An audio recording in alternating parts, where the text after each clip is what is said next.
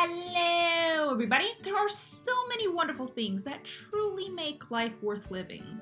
But even the greatest joys have their faults. Sometimes the sunniest days rain. Sometimes the greatest love stories end. Sometimes pizza comes with pineapple. Being a writer is no exception. I love my job, but sometimes it fucking sucks. And I'm here to tell you why. Today's rant is sponsored by the amazing team over at Skillshare. If you're not familiar, Skillshare is an online learning community for creators with over 17,000 classes in creative writing, marketing, business, and a bunch of other stuff. Premium membership gives you access to all classes. You also have the option to participate in tons of different projects, and you can download the mobile app and take classes even when you're offline. Stay tuned until the end of this video to see how Skillshare can help make the shitty parts of being a writer a little less shitty. But first, we bitch. Number 1.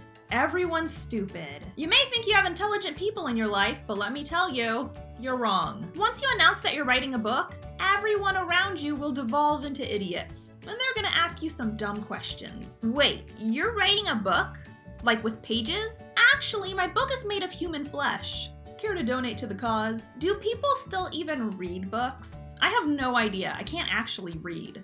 Wait, is that a problem? I don't get it. How are you gonna make money? Blowjobs, obviously. For some reason, people struggle to wrap their heads around the concept of writing as a career. Don't you know you're supposed to pursue a mediocre existence and sit in a cubicle until you die?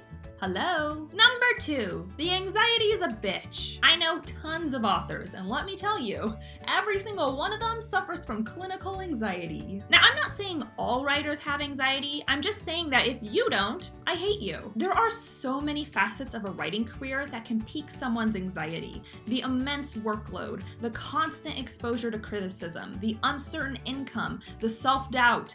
I could go on. Have you ever had anxiety so bad that you struggled to get out of bed and your hair started to fall out?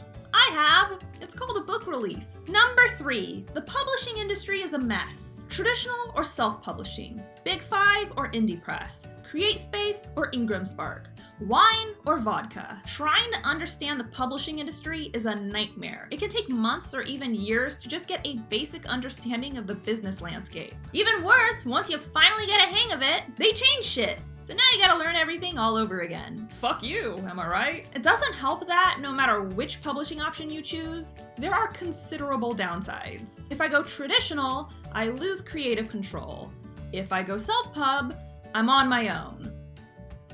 How about both? Number 4, everyone's a critic. On the one hand, we are all entitled to our own opinion. But on the other hand, if you don't like a book, maybe just shut the fuck up. Writers have a weird relationship with criticism. You got people in one corner telling you criticism is good, it helps you grow, and that's true. Then you got people in another corner telling you, whatever, you can't please everyone. And that's true too. And not only do you have to learn to juggle subjective criticism versus constructive criticism, you also gotta deal with criticism that's just plain stupid. I hated your book. There weren't enough vampires. It was a non-fiction account of World War II. What's your point? Number 5, the waiting. Did you ship your manuscript off to your editor? Don't worry, you'll get it back in a century or 2. Querying agents? Hope you're comfortable sitting around for a millennium while you wait to hear back. Nearly every stage of the writing process involves some element of waiting. You have to wait to hear back from your beta readers. You have to wait before you start revising. You have to wait for cover art. And it's not like you're just sitting there twiddling your thumbs. This is the most nerve-wracking waiting game imaginable. I'm just waiting for my ARC reviews to come in. Complete strangers have the power to publicly praise or completely destroy all my hard work. No big deal. Number 6, the creepers. It takes a certain level of exposure for the creepers to show up, but once they do, you better rub the lotion on the skin because someone's about to turn you into a coat. Don't make me get the hose again. I am deeply appreciative of my readers. They're the reason I get to do what I love for a living. But then there are the people who request locks of my hair or ask to purchase my worn, unwashed underwear. I wish I was kidding. Seriously, I'm not joking. This is real shit. I'm scared for my life. Number 7, the stereotypes. When people find out you're in this field, you're gonna get labeled real quick. Oh, so you're a writer? You must be really poor. Oh, you're a writer. You're poor. Fuck you. I heard all writers are tortured artists. The world doesn't understand me. No one understands me. You're a writer? Does that mean you're an alcoholic? Where would you get an idea like that? God damn it. You're a writer? So you're like totally a creative genius, right? Hey, you take that Oh, well, actually that one's true. Number 8, the money. There's a reason writers are known as starving artists. It's because most authors make dick money. If you go the traditional publishing route, you have to accept the fact that unless you're at top billing, publishers aren't going to give you that $1 million advance you're hoping for. Oh, you spent 4 years on this project? Here you go. If you self-publish, you have to manage the financial element on your own, and a lot of writers don't even know how to budget their personal finances, let alone handle their sales. Wait, I'm sorry, math? What is this? Am I even saying the word right? Math? Number 9, writing is a business. Did you know you have to have business skills to become a successful author? Ain't that some shit? This might come as a shock, but you can't just write a book and then post it online. I mean, technically you can, it's just that no one will buy it. And then you'll cry and cry. Did you know that some months are better than others for book launches? Did you compare the pricing of your book with other novels? Did you do literally anything besides just write the story? You didn't, did ya? Look, I get it. Most writers pursue this path because they're creative. They want to be artists, not businessmen or marketers.